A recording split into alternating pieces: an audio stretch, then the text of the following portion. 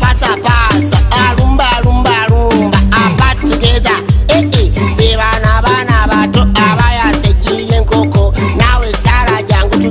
Hello mukwano gwange ngansanyisa okukulaba weebale nate nti okomyewo olwaleero nojja osome nange. Hello my friend, thank you so much for coming back today, that you took your time to come back to learn with me. Today we're going to learn very simple phrases on when you meet a new friend. When that friend speaks Luganda, maybe in some cases only Luganda, or even maybe in other cases they speak English, but you want to show them that you can also speak Luganda. What do you ask to get to know them, to get to know where they come from, what they like eating, so that you get to be friends? Ralero tugenda kuyiga lesson ntono nnyo. Tugenda kuyiga kantu katono nnyo. Katugambe ng'olina mukwano gwo gw'oyagala, ng'olina omuntu gw'oyagala abeere mukwano gwo. Olumu kana oluzungu alwogera naye ng'oyagala omulage nti omanyi okwogera Oluganda. We shall start with katutandike ne hello, what's your name? Nkulamunsiza, erinnya lyo gwani? Hello is Nkulamunsiza. Nkulamunsiza. Nkulamunsiza. What is your name?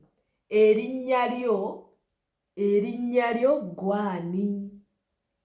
Erinnya lyo gwani? And he or she will probably answer, agenda kuddamu, nze, I am, nze, Priscilla, I am Priscilla, nze. So listen, remember on this channel we listen, we look, or we see, and then we speak, right? Exactly. So you say nze, you put your name after the I am. Nze Sanyu. Very good. Nze. I can hear you. You put your name after nze.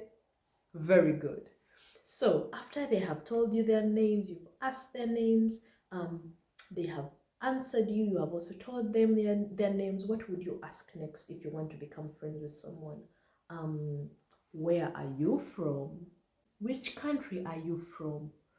Ova munsi ki?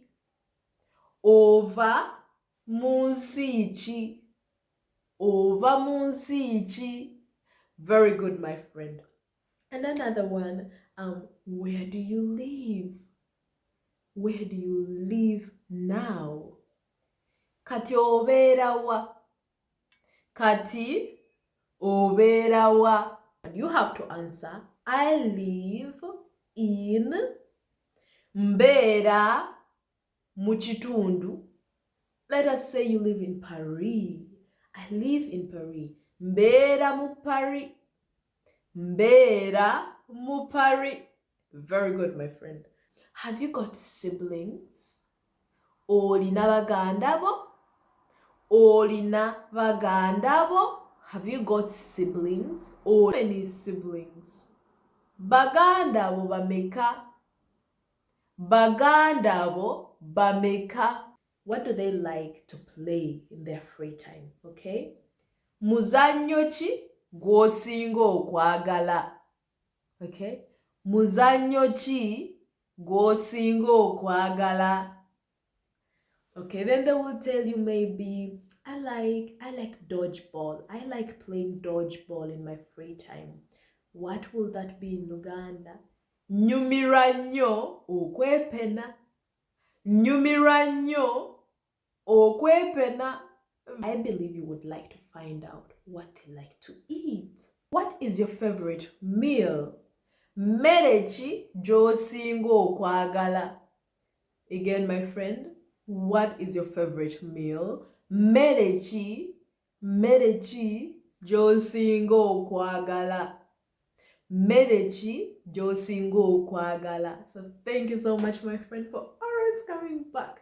See you next week. Make sure if you have not had something or you have forgotten something to tell mommy, daddy, or even yourself, if you can do it, just take this video back and listen to it again. Weebale nnyo mukwano gwange okukomawo nate n'ompuliriza.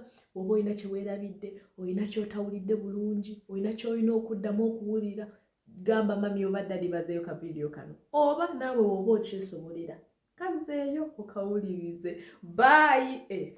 Wait, sorry. Weeraba.